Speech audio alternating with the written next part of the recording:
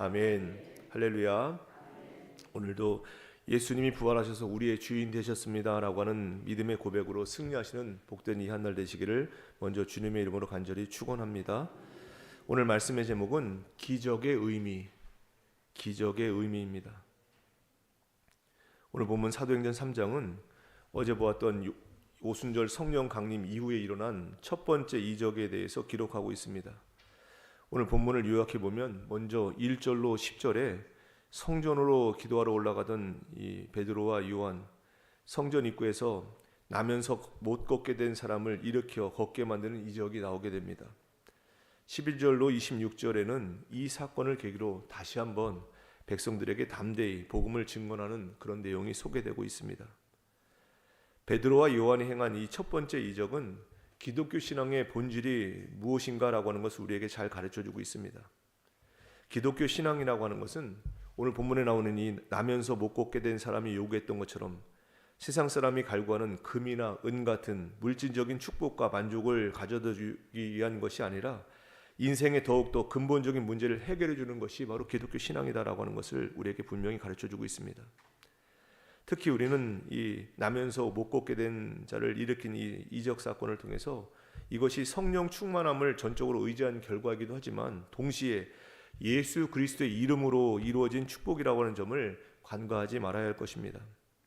하나님께서는 언제나 예수 그리스도를 통해서만 우리 인간들과 만나시고 구원과 축복을 허락해 주심을 우리는 기억해야 할 것입니다.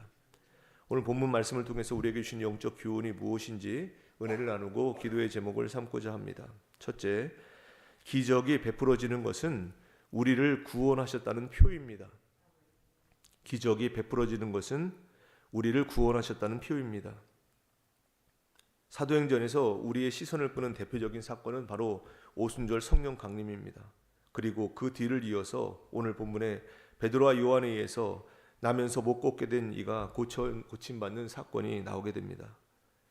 사도행전의 기록들이 왜 처음에 이런 기적 같은 사건들이 서두에 놓여야 되는가, 그리고 그로 말미암아 우리에게 무엇을 가르쳐 주는가라고 하는 것을 우리는 알 필요가 있습니다. 우리는 오늘 본문에 나오는 이런 비슷한 사건을 복음서에서도 쉽게 찾아볼 수 있습니다.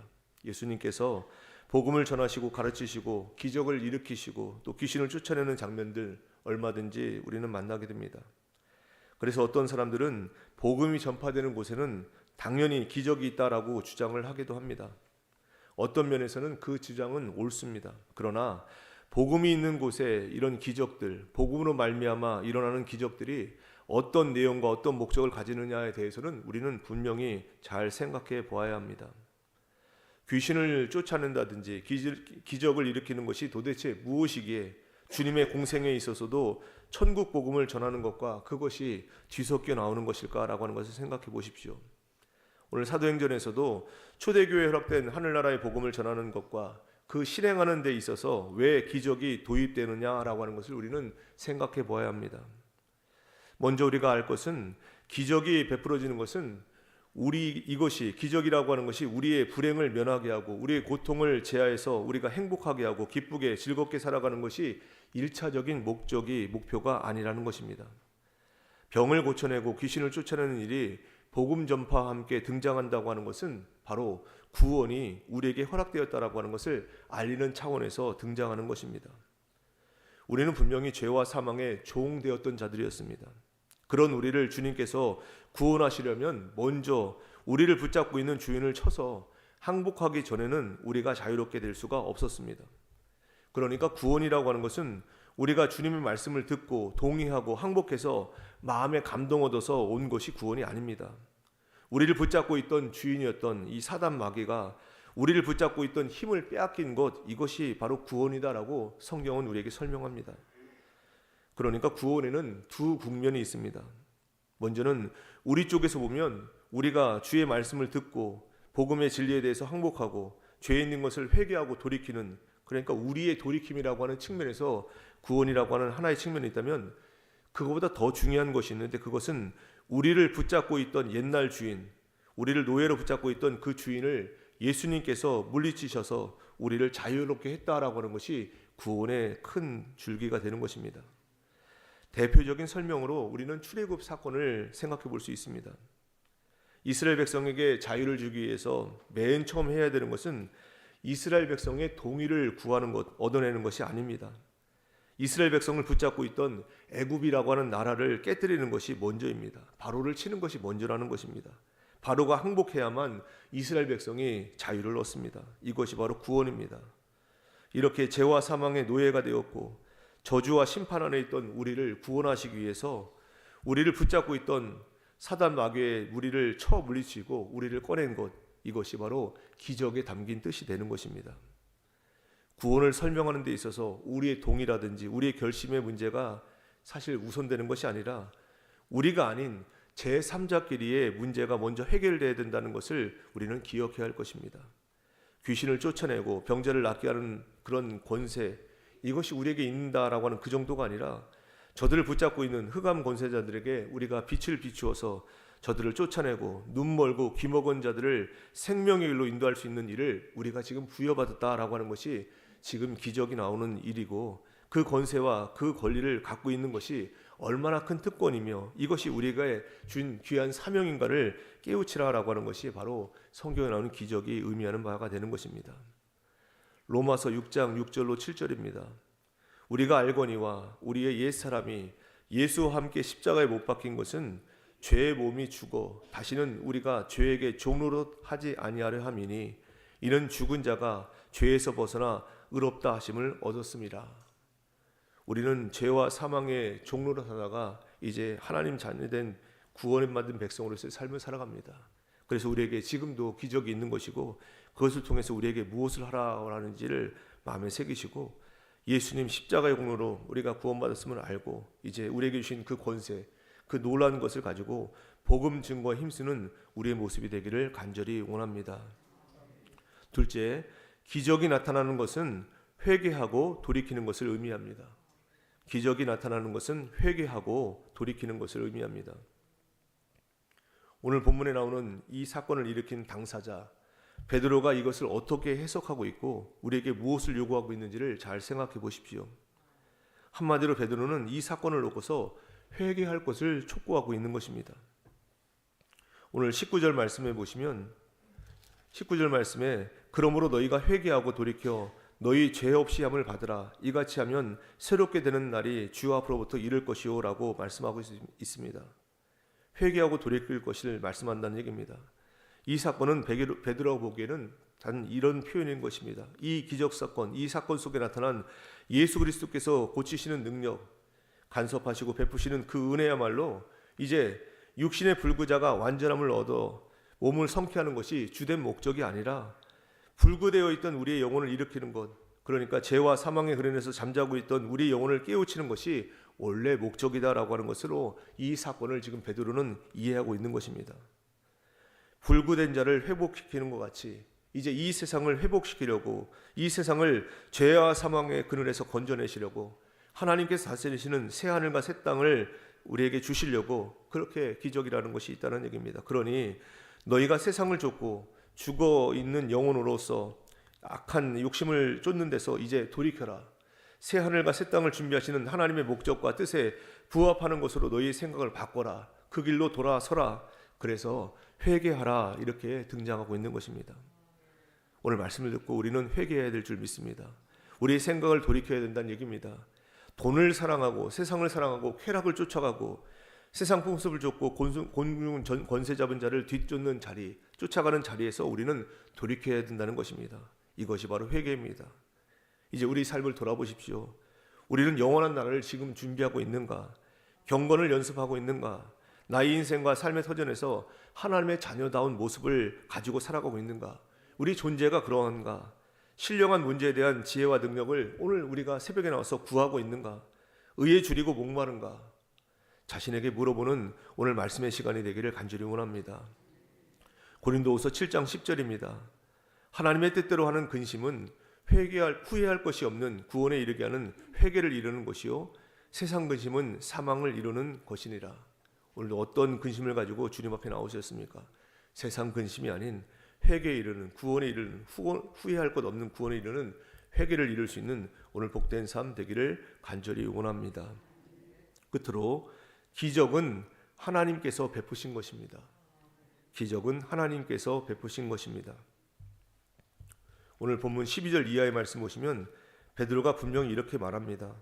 이것은 우리의 능력으로 한 것이 아니다 라고 말씀합니다.